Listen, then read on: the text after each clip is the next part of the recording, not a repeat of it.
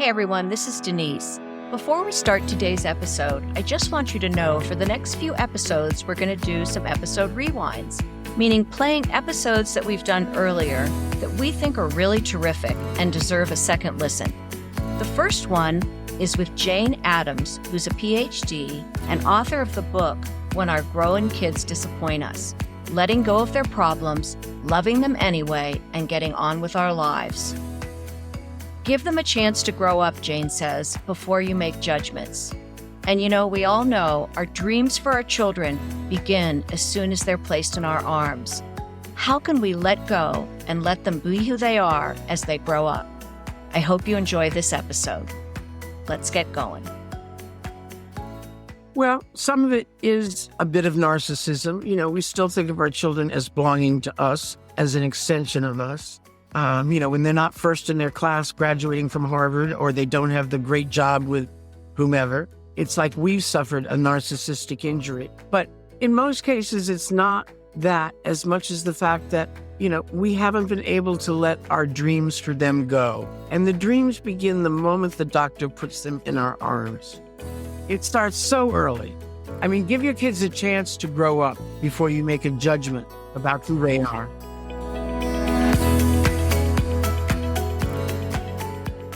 Hello, everyone. It's a beautiful fall morning in Denver, and I'm so happy to welcome all of you to another episode of Bite Your Tongue.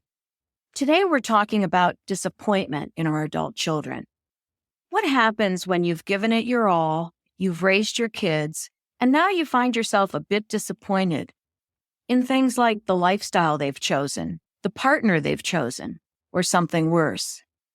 Today, we're welcoming Jane Addams, PhD. Jane is the author of the book, When Our Grown Kids Disappoint Us, Letting Go of Their Problems, Loving Them Anyways, and Getting On With Our Lives. This is a tough topic, and we're thrilled that Jane has agreed to speak with us. She's been interviewing, researching, and coaching parents who want their grown kids to be happy and successful in life, but also want a mutual, loving, and authentic relationship with them even more. Ellen, when we had our babies, we thought we'd raise them and that would be it, but parenting never seems to end. What do you think? Oh, that is so true. And when we had those babies, we thought there was nothing they could ever do that would disappoint us. Nothing. We couldn't even imagine. There were things that would happen that would make us anxious, other than maybe ear infections. We couldn't imagine there were ways that they could really make us very unhappy and very worried. That lasted until they were 2, right? Yes, Maybe exactly. more. Yes. So welcome, Jane. And I would love for you to tell us a little bit more about yourself and why you decided to study this time in parenting, since we are all in desperate need of it at one time or another. Well, because I was in desperate need of it too. My kids are now grown and flown and on their own, and a delight to me. But it took a lot of years after they were grown and flown before we got to that point. I'm a life stage psychologist. I'm always interested in the psychosocial aspects of each stage of our life. And I've also found that if I don't know what I'm doing, the best thing to do is to get paid to go out and find out. And so I've written books about most stages of parenting, beginning when they were 8 or 9, with a book called Sex and the Single Parent, because I was a single parent and I didn't know how to be a sexual person after all those years and not screw up my kids' future forever. So I went out and I talked to the experts, and I talked to a lot of people who were dealing with it and figured it out and wrote that book. And since then, at every kind of key stage of my life where I've had an issue, I've been lucky enough to find a publisher who thought other people would be going through that too. And when I came up with the book we're talking about today, When Our Grown Kids Disappoint Us, it was really the follow-up to a book I had written some years before called I'm Still Your Mother, when my kids were very young adults. They were in college.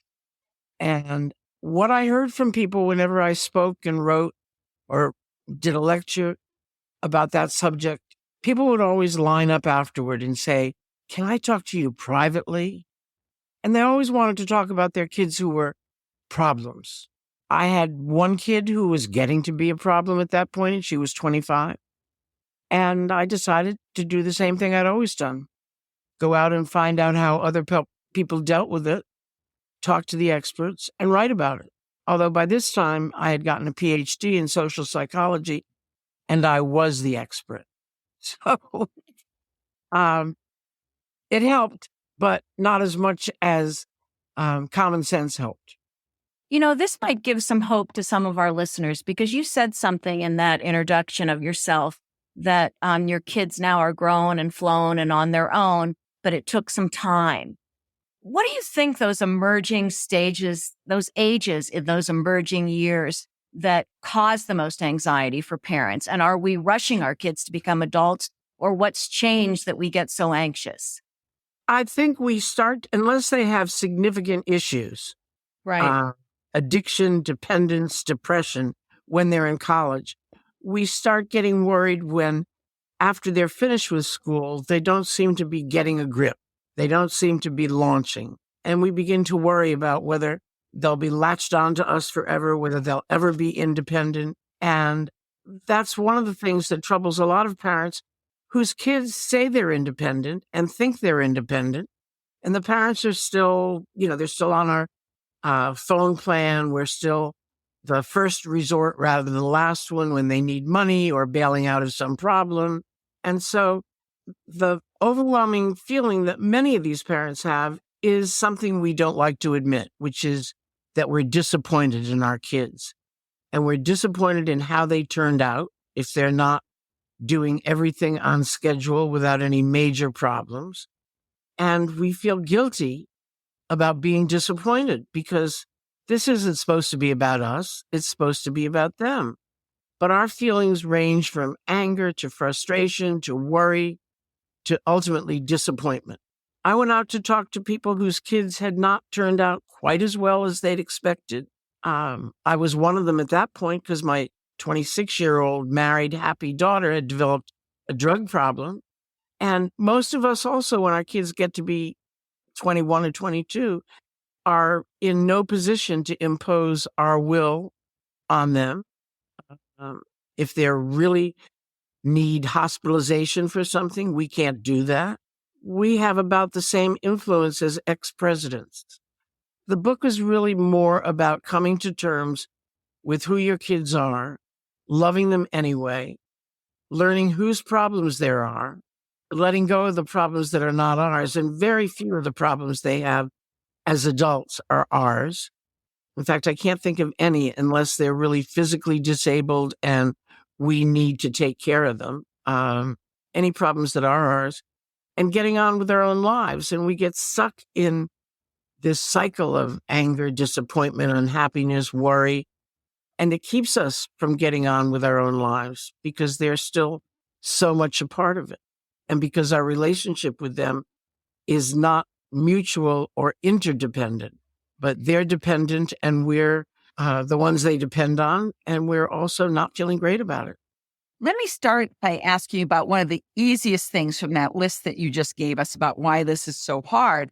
And I think the easiest one, but maybe this isn't, maybe this is just me, the easiest one is to get on with our own lives. Do you think that's true? And Oh, it's absolutely true because A, there's very little we can do for them right now. We can immerse ourselves in their problems, but we can't solve their problems. I remember when I went to a drug program with my daughter and she said, "Mom, stay out of my program." Well, she was doing well by then and I learned. I stayed out of her program. I didn't ask her about what she was doing. We didn't talk about it. There's so little that we can do except to be there to pick them up when they fall and stand them back on their own 2 feet rather than cradling them in our arms for the rest of their lives. So it's essential that we learn to let go of their problems and get on with our own lives and put our energy there and our resources. So many of us have spent so much of the money we counted on living on in retirement for our grown kids, for bailing them out of trouble. not just bailing them out of financial trouble, but bailing them out of all kinds of things that cost money. Ellen, I'm going to sort of differ with you. I think that whole step of getting on with your own life can be very difficult. And one of the things you addressed in your book, Jane, is there are some parents that have nothing more, like they've put everything into their parenting and they can't seem to let go. So I think it's very difficult if your child is in drug rehab and your daughter says, "Get out of my program, Mom." I applaud you for then not following up with questions, 3 weeks later, "How are you doing? How are you doing?" And I think somewhere in your book, you said something about we can't separate. I mean, you need to, but it's a really hard job to separate them from us. It's important, but how does a parent do that if they can't make that step? Well, I think we find ways to stay in touch with them that don't deal with their problem. When my daughter was at the height of her problem, it was difficult, but occasionally we went to a movie, we went out for dinner, and I didn't say anything because being with her and letting her know I loved her, even though I couldn't help her, was important to both of us. I wasn't letting go of her. I was just letting go of her problem. But I think part of it also is that so many parents don't have a life outside their own children. They don't have an identity. Their identity is, I am a mother. That's true. I am a father.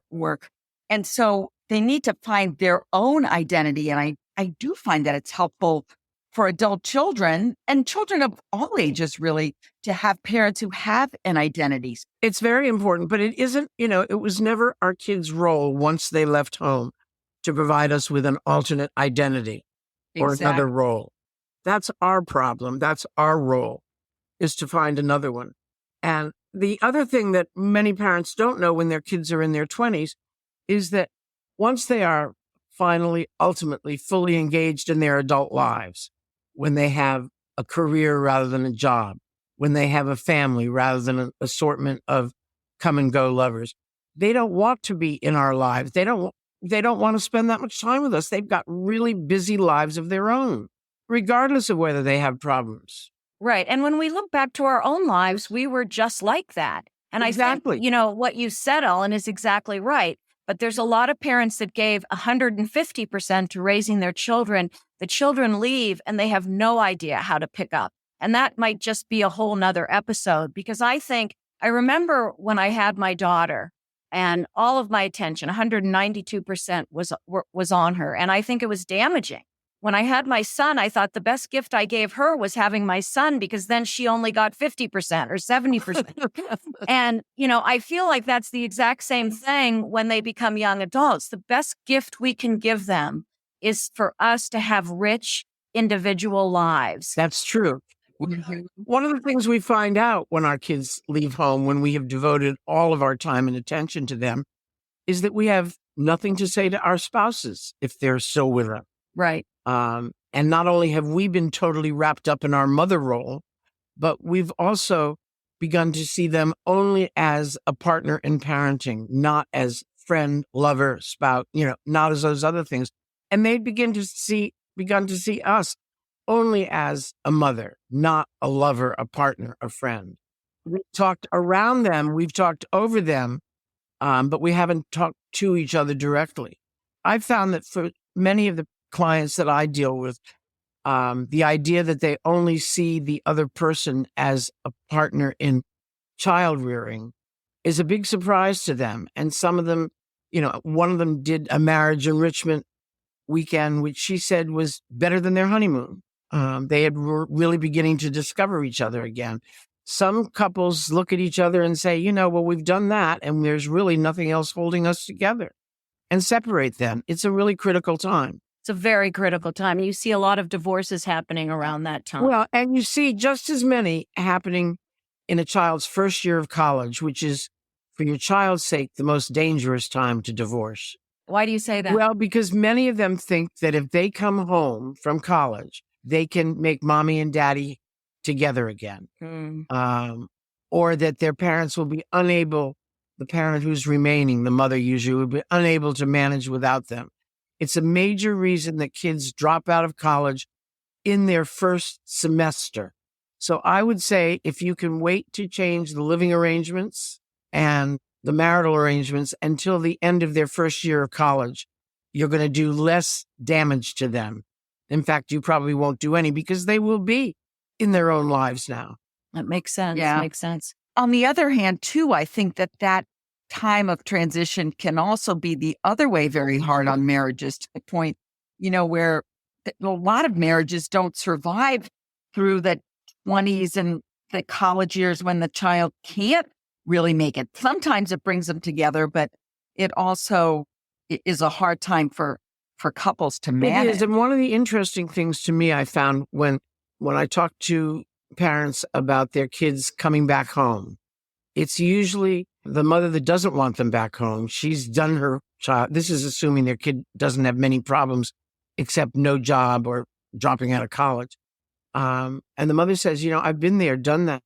It's the father who says, oh, now that they're old enough to be decent company, let them come home. Why should she pay for an apartment when we've got a perfectly, nice room here? And it's the fathers much more than the mothers who want their kids back when they boomerang back home. Well, I'm going to say something very sexist here. It could be because the mom did most of the housekeeping and all of that while they were growing up. And the dad thinks, oh, they're home. That doesn't mean more food, more cooking, more laundry. It just means I get to enjoy them. Where the mother's thinking, oh my gosh. It's a very gender related issue. It's not sexist. It's just, that's the difference between fathers and mothers, and many of the fathers, by the time their kids are in their 20s, many of the fathers are close to retirement. They've got lots of time on their hands, and their wives are busy either taking up a career they put away or starting something new. They've invested in their lives as adults without children, as adults who are not caretakers. And they don't want to be waiting up until, to hear the car come in or picking up after their, they don't want to do those things anymore. They've done them. So I want to talk a little bit about this whole idea of disappointment, because you say something in your book about were your expectations overblown? Are you, is it narcissism? Is it our problem or their problem? You can have a really tough situation. Your child's in jail, your child's, having drug issues, but your child didn't go to medical school like you expected or law school like you expected, and you're harboring disappointment. Where does disappointment lie, and why do some parents feel very disappointed even when the child might be living a pretty happy life? Well, some of it is a bit of narcissism. We still think of our children as belonging to us, as an extension of us. When they're not first in their class graduating from Harvard, or they don't have the great job with whomever, it's like we've suffered a narcissistic injury. But in most cases, it's not that as much as the fact that, we haven't been able to let our dreams for them go. And the dreams begin the moment the doctor puts them in our arms. So true. We think about names in terms of how they'll look on a political poster, or in my case, a book jacket. It starts so early. We may raise a child who isn't the least bit interested in math and science, but is a great reader and writer. And we can't let go of our dreams that he become a doctor or she become a doctor. And, maybe they've got a job at Target while they're writing a book in their spare time. And we still are thinking that they're not fulfilling their potential. Well, they are. But it's their dreams, and they may have a different dream for themselves. One of the hard things to do is to separate your dreams for your child with his or her dreams for themselves. Sometimes it's nice to ask, where do you see yourself in 5 years or in 10 years? If you could design the perfect life, what would it look like? And you need to ask those questions in order to say, okay, I guess I better put that dream away. But our expectation is certainly that they be the happy, productive, generous, civic-minded, educated adults that we raised them to be. And we did. We were the first generation to make parenting a verb.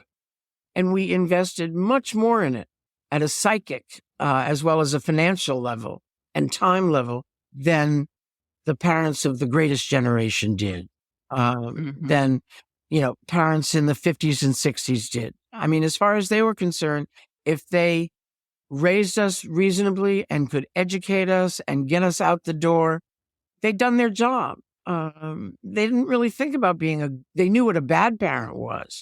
A bad parent was intentionally neglectful, or abusive. They weren't that. They did the best they could. And while they had dreams for us, mostly they were dreams that we'd be able to support ourselves because they were the children of the Depression. Mm-hmm. We wanted our kids to be able to do much more than support themselves. We wanted them to be happy. And, happy is not, it's not that my own parents wanted me to be unhappy.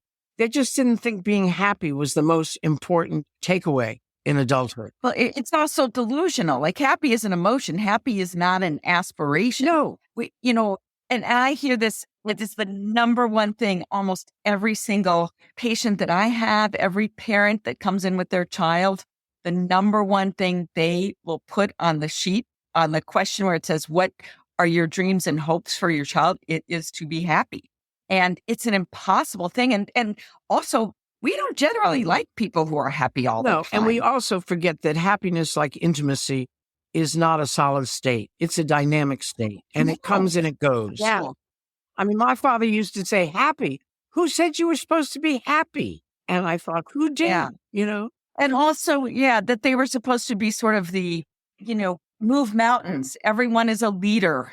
Everyone, our child is going to be extraordinary. Well, and they got trophies just for showing up. Yeah. But that goes to the point. Okay, a couple things. You say we created the word parenting, and our generation put more into parenting than probably any other generation. Very true. Which also causes our generation then possibly to feel the most disappointment when the child doesn't go in the direction that we had hoped they were going to go in. That's right. We need to sort of give some thoughts to our listeners or advice. How do we let go of those dreams, number one? And number two, when it's really bad, how do we not blame ourselves? I mean, there isn't a parent that doesn't say, oh, I should have done this, I should have done that. Yeah, the shoulda, woulda, couldas. The shoulda, woulda, couldas. Mm-hmm. So how does a parent go on when they see their child, and this would be an extreme situation, in jail or long-term addiction to drugs or really tough situations? How does that parent move on? Well, first of all, let's go to blame and guilt. Right. We are not to blame. We have nothing to be guilty about. First of all, as all the data points out, our kids from the time they start going to school are much more influenced by their peers and the peer culture than they are by us. That's not to say we don't have some influence on them. I mean, if we want them to be educated, we provide them with education and we make sure that they get their homework done and that they go to school and that they work as much as we're able to instill in them up to their level of ability. On the other hand, if they don't do that, if they do their hardest and then they flunk out of school or they don't get into the college that we want them to go to, it's not our fault. It's so rarely our fault. Unless, as I say, we have intentionally abused them emotionally, physically, other ways, neglected them, abandoned them, then there's some fault. And then there's a reason to feel guilt. But in most cases, as a parent, guilt is a neurotic response to having your kids not be perfect. And if there are things that you can point to, all you can say is that you regret having done them. There are things I regret that I wish I'd done differently with my kids, but regret is guilt without the neuroses. I can regret that I didn't put, say, more emphasis or more of my energy or time into, say, having a religious education, which I didn't. They blew it off. I want to sleep in on Sundays, so I won't take them. Now I kind of regret it because I think faith, especially in troubled times, is important to have. And if you don't have a religious background, it's harder to get it. But I don't feel guilty that I didn't. I just regret it. There are other things that I regret, but I don't feel guilty about. And all I can say is that guilt is an entirely wasted emotion.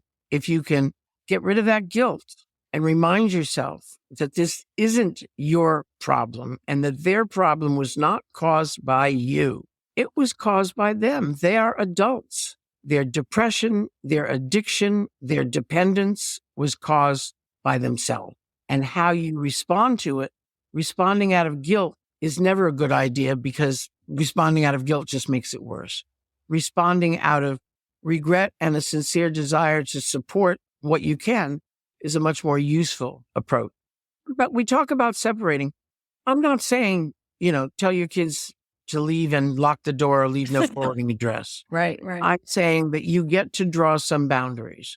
For instance, if you have a drug-addicted child who is still using, despite your first efforts to help, which probably included paying for rehab, or maybe your second or third ones, all you can say is, I don't want you home when you're using. I'll be glad to go for a walk with you or to see you, but you don't get to come into the house. You can draw boundaries, and you can draw boundaries around money. You can say somebody lost his job and can't make the payments on his car. And you can say, I'll pay your rent for 3 months. And if you haven't found work by then, maybe you need to give up your job and move in with somebody else. You can offer help on a limited basis so that the end of it is in sight. Interesting. I want to say something to that, but I also want to say something to what you said earlier about guilt and regret. Do you sometimes wonder whether the guilt is more embarrassment? And we sort of talked about this before when we talked earlier, the dirty little secret that you're embarrassed because your child is not doing as well as you had hoped or thought. We are. And when we're with people whose kids apparently have turned out wonderfully, it's even more difficult. Mm-hmm. I tell a story in my book about my friend Lila, whose kid Peter has never been anything other than a perfect child. And there are times, and she's one of my oldest friends, and there are times that I hate her because Peter is so perfect. He's never done one thing to make his parents anything but proud and happy. But he's her only child. I have just as many friends who have 2 or 3 kids and only talk about the one who's doing fine. And they either lie or brag, and sometimes both, about the others. We're all embarrassed, as if we had much more to do with it than we had. There was somebody I quoted in that book who wrote a book about her problems with her daughter. And she says, if a factory turns out a bad product, we blame the factory. I turned out a bad product. Is there something everybody else is blaming the factory. I'm the factory. We're not the people that are to blame if our kids don't turn out well, especially if we know that we have done everything we were supposed to do and probably more. So I'm saying that getting rid of the guilt is a really important psychological tool to help you change your relationship with your grown child. It's the same way as when grown kids are on the couch, they blame us first. And as long as they can blame us, they never have to take the responsibility themselves. So not allowing your child to blame you is as important for them as it is for us. Say that one more time, because I think that's a really good line. When you allow your child to blame you for their problems, which so many kids do, then as long as you accept the blame, they never have to take the responsibility for solving their own problems. So when your kids blame you for their depression or their anxiety or their inability to hold a job or to stay in a relationship, if you let them blame you without saying, as long as you blame me, you don't have to do a thing about it yourself. Mm-hmm. As long as you let them blame you, they will never take responsibility for themselves. My favorite example is the woman, and I have been one of those women and still am sometimes, who blames her extra pounds on the fact that, her mother used to give her candy and or cookies to calm her down. Well, I've been putting solid food in my own mouth for a number of years now. It's no longer my mother's fault, if in fact it ever was. And I remember that every time I look at my daughter and want to say something, I just shut my mouth. With adult children with parents of divorce, sometimes each of those parents, let's say the kid's struggling, then each of those parents are blaming the other parent for what happened. Well, it was because your mother wasn't home. It was because your dad did this. It was because, and they're just, fueling the fire. Exactly. I was divorced when my kids were very small. And there was a time when my son blamed me for that a lot. And I said, if your father hadn't left, we'd probably still be married and you wouldn't be any happier.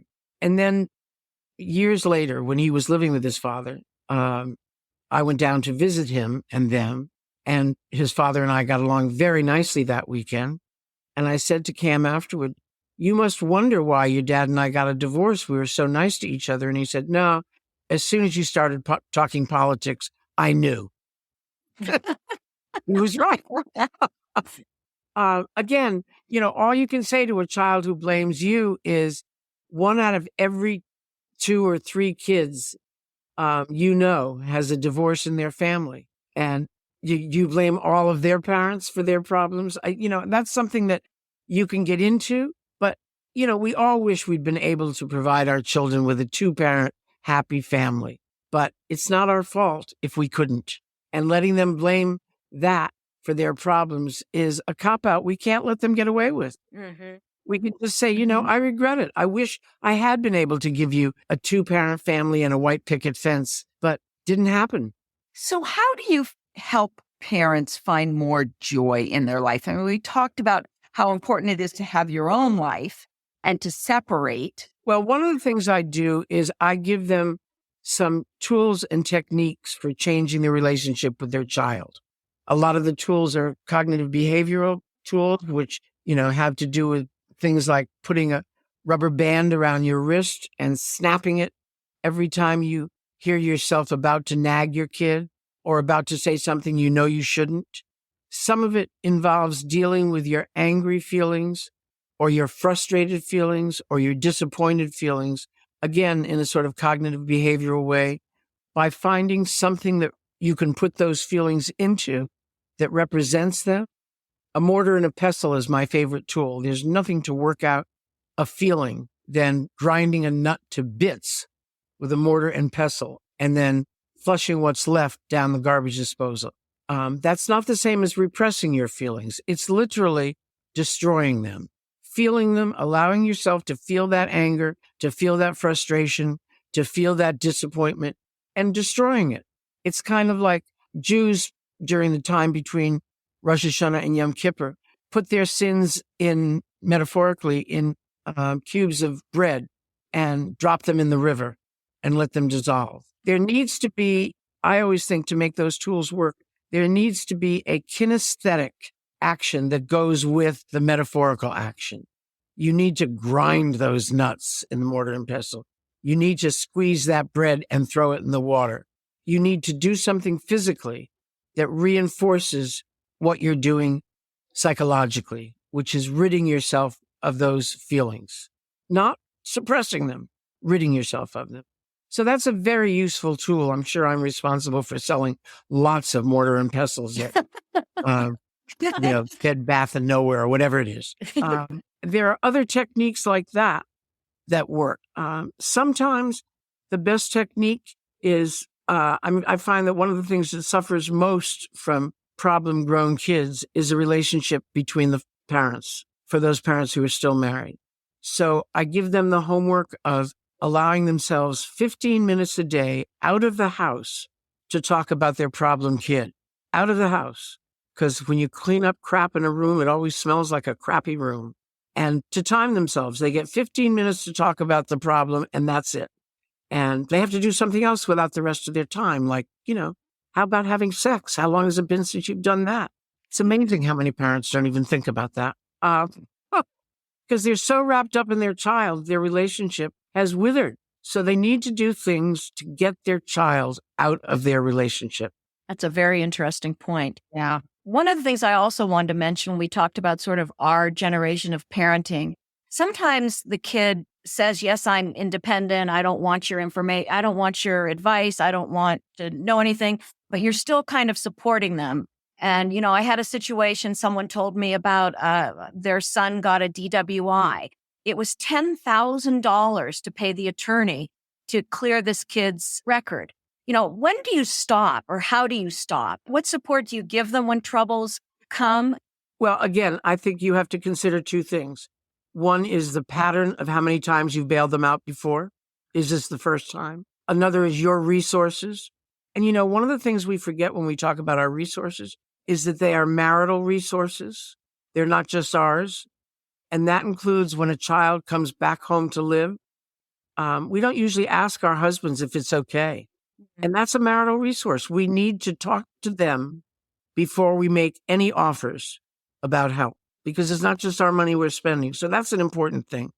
Again, a $10,000 lawyer for DWI is probably going to end up, if it was the first offense, with the same thing a public defender or a regular lawyer would. I think that's way out of line. But if your son is determined to have the $10,000 lawyer, then I think all you can do is to say, we'll give you $1,000 toward it. If you want this lawyer, you're going to have to figure out a way to pay the rest of it yourself. And there's the embarrassment versus the guilt. The parent wants it off their record as much as the kids does for That's their right. own embarrassment. So they're almost willing to put more so that the kid does have this great lawyer to make sure it really happens. I think the only time it pays to bankrupt yourself for your child is if they have a medical condition and they don't have insurance. And I mean a medical condition. I don't mean the kind of thing that they can set up a payment plan to pay with. But if they have a significant medical problem and you have exhausted every other possibility of help from the government, from the hospital, that's probably a place where I would bankrupt myself. Mm-hmm. But that's the only thing. Yeah. And that's not something that they will probably need my help with for as long as they live. And, in the same way if it were my spouse. I think that the amount of help that you give your child, say they graduate from college, has to be limited and it has to be conditional. I mean, it doesn't cost anything else or only a few dollars extra to keep them on your cell phone plan. Mm-hmm. But it also doesn't cost them that much to get one of their own. And it's a move toward independence. I think that, again, if they don't have medical insurance, if they don't have catastrophe insurance at 21 or 22 and they don't have a job that gives it to them, I would march them to the nearest state affordable care plan. And if they needed help with that, I would probably give that. Mm-hmm. I'm not sure that I would pay for car insurance. In most states, you can't drive without it, and let them figure out how to deal with that. I would probably, if I had the resources, help them with a down payment on their first house. If they had been financially responsible and wanted to buy a car, I might co-sign a loan for them, but I wouldn't buy it for them. Mm-hmm. Again, it depends on what kind of child you have. Yeah, a lot depends on that. On how responsible they've been about repaying you when it's a loan. I'd also look at the difference between a loan and a gift. You might want to give your child a gift rather than a loan, and that's fine. But a loan is a good way for them to get used to establishing credit and paying you back. Yeah, I do think this makes it hard, though, in a different way when you have more than one child, because what happens is you're willing to give more to the child who has done well, who has finished college or gone on to medical school or, has a successful job, who needs your help less than the child who didn't do those things, the child who is struggling. And then you've got the sibling rivalry to contend with. Well, I have a number of clients whose sibling that's doing fine says to them, it's not fair that you're giving Greg all this help and all this money and he's 27 and you're still paying his rent. And I'm living on my own and I'm paying mine. And it's not fair that you're giving it to them. And first of all, I think there's a problem if you're paying a 27-year-old's rent. You don't know how often that happens. Let me just tell you. Oh, it happens a lot. Oh, right, It right. happens a lot. And, I say to them, to these clients, well, if your kids are concerned that you are favoring them rather than you, ask them what you think you should do. And if they say, I think you should stop helping them because they're perfectly capable of helping themselves, and you know that too, I think that's another reason to get your kid off the dole. Another thing you can do, grew up with a sister who was mentally ill and was in and out of mental hospitals for 15 years. And I knew how much money it was costing my mother and father. And at one point, my parents said to me, we'll even this out when we die. Don't worry. We're leaving money in trust for her, but we'll even this out. And I wasn't even aware that I was thinking that far ahead, but it made me feel better because occasionally I would have those thoughts about, she's costing them all this much money. What if I need it someday? But I think when it's a health issue like that, a mental health issue, you understand a little bit more. Sure. What I tend to see is it's almost like you're rewarding the child for who bad behavior. Is That's messing right. up. That's exactly right. So the son or daughter that's succeeding, I don't want to say forgotten, you're proud of them. Penalized for succeeding. Yeah. And again, I think that goes back to the issue of why are you continuing to support a 25-year-old? A situation that I heard of, their parent was supporting them way into, 40s, 50s. And it was because they had had grandchildren. They were more concerned about the grandchildren being homeless. We have to continue to support him because he has these 3 children now. Well, I do hear a lot of grandparents more concerned about their grandchildren than the child. Mm-hmm. But in most cases, a non-working parent of 3 children has access to some kind of other aid.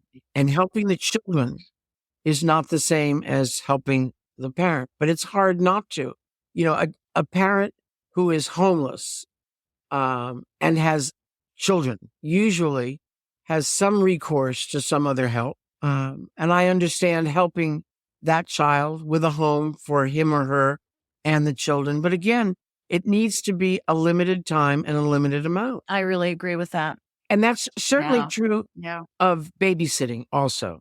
You know, the young woman with children who takes a job assuming that her mother or mother and father are going to care for her kids needs to have a real talk. The parents need to have a real talk when the daughter says, oh, I've got this wonderful job. And you say, what are you going to do for childcare? And she says, well, I figured you'd take care of them. And that's when you get to say, that's not my plan. I'll be a backup in case your childcare provider can't do it once or twice. Mm-hmm. But I am not going to be your childcare provider. Unless, of course, you want to be. Right, and in right. that case, why not? Right. But I would still draw some boundaries around it. I would still say, I will do it 3 days a week or whatever. This leads into somewhere in your book, you say the parent who gives too much. What does this mean and how does it help or harm? Is that in what we were just talking about or is it something different? I think it's in what we were just talking about. The parent who gives too much is not helping a child to be more independent unless there is an interdependence, unless that child is also giving the parent something, whether it's help of some sort. I think interdependence is where ultimately we want to be with our kids, which is the best chance for a mutual relationship. What do you mean by that? Explain what you mean by I mean, interdependence. being able to call on your kids for help when you need it. Okay. For instance, I'm about to have my hip replaced. Mm-hmm. I'm going to need my daughter, who lives in a different town, to be here for a week. And she said to me when we talked about it, well, of course I'll be there, Mom. But what about Cam, her brother? And she said, just because he's a guy, he's just as capable. And I thought, you're right. Mm-hmm. So I called my son and he said, I can be available from, 5 o'clock after work to 9 o'clock. And fine, good, okay. I have to ask. They don't usually offer unless I ask. But when I ask, I feel okay because they ask me when they need something and I ask them when they need something. And I think as I get older, that interdependence is going to be an even bigger part of our relationship. Yeah, I worry a lot about that. Yeah. Set the stage. I mean, none of us has kids, so there'll be somebody to take care of us when we're old. That's usually not the reason. But it's really nice to know you can count on them to do it if you need to. And that comes from having a mutually successful relationship when they're younger. So we're getting towards the end of this conversation. I'm going to ask you to give us 3 takeaways in a minute. But first, I want to just address when your child does disappoint you, we need to underscore how that parent moves forward. And I know you mentioned regret versus guilt. It's the embarrassment, the dirty little secret. Is there anything else you want to add to that could help some of our listeners that might be very disappointed in 1 or 2 of their children? Yeah, I think it really helps to go to find the right parent support group. If it's a drug or alcohol problem, to go to NARAL or Al-Anon. You get support from other parents who are going through the same things, who are not embarrassed. That's number 1. Number 2 is you probably will hear stories that will make your problems seem much smaller. And the other thing I think is to tell your closest friends. I think the way to banish disappointment and embarrassment is to tell people. And again, unless you feel guilty about it. And if you feel guilty about it, the first thing you need to do is to work on transforming that guilt into regret. And when you say to a friend, my kid is not doing very well. She's got a drug problem. He's unable to hold a job. You're going to hear a lot of me too that you didn't expect. You're going to get empathy, not judgment. And I think for most parents, you're not going to get judgment. You're going to get empathy. And it's very hard to open up. And it may be that all you can open up to is, your running partner or one friend, which is where a support group, I think, can be really, really helpful. I think that's a really good idea. A support group would be a good idea. Sharing the burden is lifting it. Say that again. The burden is lifting it. Yes, it lightens it. It really does. Yeah. When our kids were young, we oftentimes raised them in communities with other moms, especially women. Yeah. So we knew that if he was still wetting the bed at 4, that very few kids graduate from high school in diapers. Yep. We learned that kids develop differently at different stages throughout their childhood. Exactly. And that's true about adult children too. I mean, there's a lot of research that says their brains are not fully formed until they're 25. Kids grow up in different ways at different times. Your kid may be a straight A student at college and unable to keep his finances straight. Your daughter may be a gifted athlete, but completely unable to deal with relationship angst, and probably in a couple of years, she won't be such a great athlete, but she'll have had enough bad relationships to show her what a good one is. I mean, give your kids a chance to grow up before you make a judgment about who they are. I think Denise might have already asked it, but I'm going to ask it again. What are the last 2 or 3 pieces of advice that you would have? And I'm going to add one, which is kind of what you just said, which is start talking to other parents about your kids Absolutely. in ways that are supportive to you and them, just like you used to do when they were 1. And I think this goes awry sometime around when kids are applying to colleges and everybody gets so competitive. Yes. And then we never kind of pull it back together as parents. Exactly. One good way might be when your kids are out of school, just to have a summer party and invite all those parents you used to co-parent, that used to parent in the communities, and say, bring your kids or don't. Brag or lie. We don't care. Just come and let's get together again. Yeah. Brag or lie. Yeah. And if you say brag or lie, everybody will be very open. Yeah. No, what I wanted to say is, Jane, we end every episode with our guests giving us 2 or 3 takeaways, even if it's been mentioned before, that we really hope that our listeners will take away from this. What are the 2 or 3 points you want our listeners to take from this? Who they are now is different from the child you raised. Life has taught them lessons or taken blows that haven't happened to you. So you really don't know who they are now. Take a few minutes and find out. Ask some questions like, what are your dreams? What are your expectations? Where do you want to be in a few years? Ask them. They really do want to talk often. They're just waiting for an opening. And the other thing is, when you want to give them, loan them, support them in some way, really consider whether what you're giving or offering is going to further their independence or further their dependence on you. That's wonderful. I think those are great closing points. Yeah. Jane, we really appreciate your joining us today. This has been so interesting. And it's just interesting to me that this whole area of emerging adulthood has become such a big deal lately. Well, it's a relatively new phenomenon, historically speaking, because, kids grew up, went to high school, and went right into the labor market. Mm-hmm. They didn't really have a young adulthood. They went from late adolescence to adulthood without any place in between. Kids today, 30 is the new 21 now.